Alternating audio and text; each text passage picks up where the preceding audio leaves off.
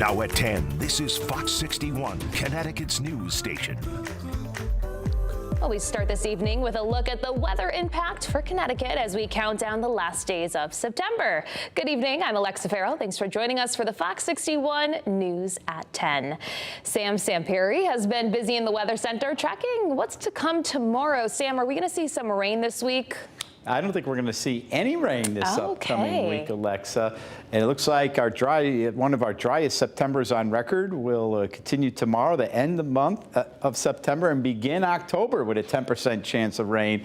And it looks like all week long, a very little bit chance, maybe Wednesday night and early Thursday with a weakening front.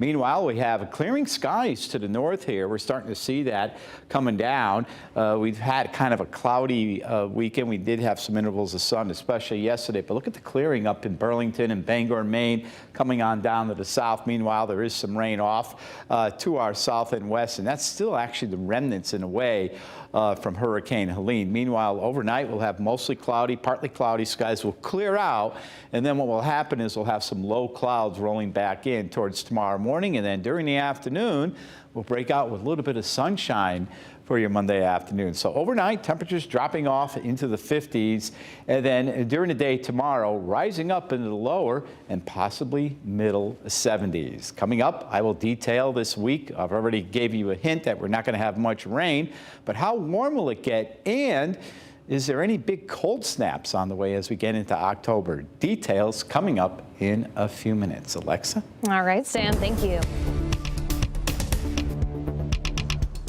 Dozens of Eversource crews are headed down south to help with power restoration efforts after Hurricane Helene. As you saw on Fox 61 Morning News, trucks left this morning from the Eversource headquarters in Berlin. About 40 line crews from Connecticut, Massachusetts, and New Hampshire are making the trip to Virginia, along with 20 support personnel. Helene has left millions in the dark across the southeast.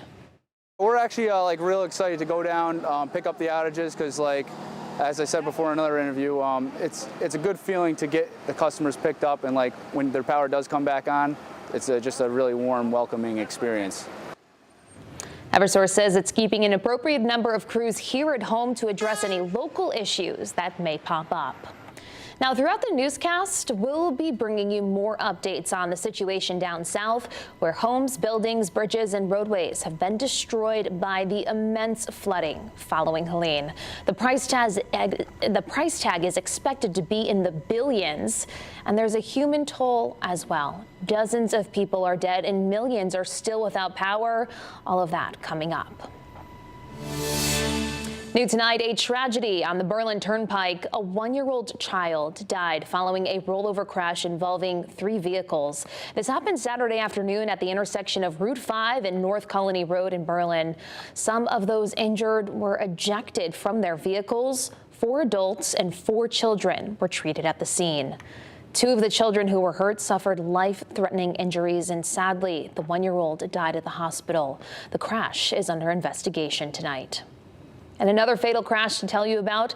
This one happened last night in Trumbull. We're told a pedestrian who was hit by a driver on Churchill Road near Trumbull Town Hall has died. The driver cooperated with police and investigators. They say poor lighting in that area combined with rainy weather and poor visibility are considered contributing factors in this crash. No charges have been filed. Now, here's something you don't see every day. This is how a driver wound up with their SUV resting against a telephone pole. You can see it in these images. This happened on Wakely Avenue in Ansonia early this morning, just before 1 a.m. The driver was hurt, and given the position they were in, they had to be removed from the vehicle by EMS. Tonight, that we're told they're in the hospital. Tonight in Money Matters, the looming increase in the state's minimum wage is getting a lot of attention. In fact, it's the most popular story on Fox61.com and has been since Friday's announcement by the governor. But what will this really mean for workers, and will it impact consumers? Fox 61's Kay Pattyfoot went looking for answers today. Hey, Kay. This pay increase is required under state law that Governor Lamont signed in 2019. Under that law, the minimum wage is required to be adjusted each year, and that adjustment is based on a calculation by the federal government. A 66-cent increase for minimum wage workers will go into effect next year. Restaurant owners say it will impact all of their employees. It affects our kitchen staff. And how that works, it's a trickle-down effect, meaning everybody that's making minimum wage, which right now is probably only a handful of people, they get a bump. But when they get a bump, inevitably it means that everybody else that works gets a bump also.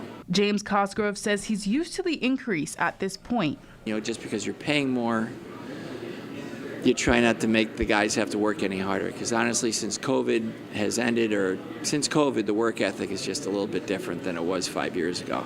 And since the pandemic, the cost of living has gone up, which is why the minimum wage is going up. Connecticut Labor Commissioner Dante Bartolome said the employment cost index increased by 4.2% over the 12-month period ending on June 30th, 2024. Solbo's owner Willie Fair said increasing the minimum wage is a good thing. I feel like across the board, groceries, everything has been going up, but people's salaries haven't gone up. So I feel like minimum wage helps that. But it shouldn't be only the minimum wage workers. I feel like salaries in general should reflect the economy. So I feel like this is a good thing for our employees. Although Fair said this increase won't impact their customers, Cosgrove said ever since this law went into effect in 2019, they have had to increase prices. It's not geared up to help small business owners, but it's fair. It's for people that do manual labor or work in the back of the restaurant business. They're getting their fair share now.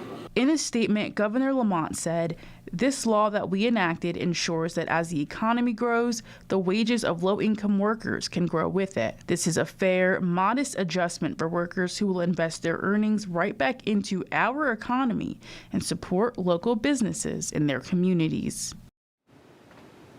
Tonight, I spoke to people who make minimum wage who said they didn't feel comfortable being seen on camera for fear of losing their job. Off camera, they told me this increase in pay will make a difference, but when it goes into effect on January 1st, they worry what the reaction will be from other people. In studio, Kate Pattyfoot, Fox 61, Connecticut's news station. Thank you, Kay. Vernon police believe that they've tracked down a teen who's been making threats against local schools, churches, and other places. A 17-year-old girl is accused of swatting and making bomb threats around the state. Police say her parents didn't know this was going on, but investigators don't believe she acted alone. In fact, she's allegedly a part of a cyber criminal group known as 764.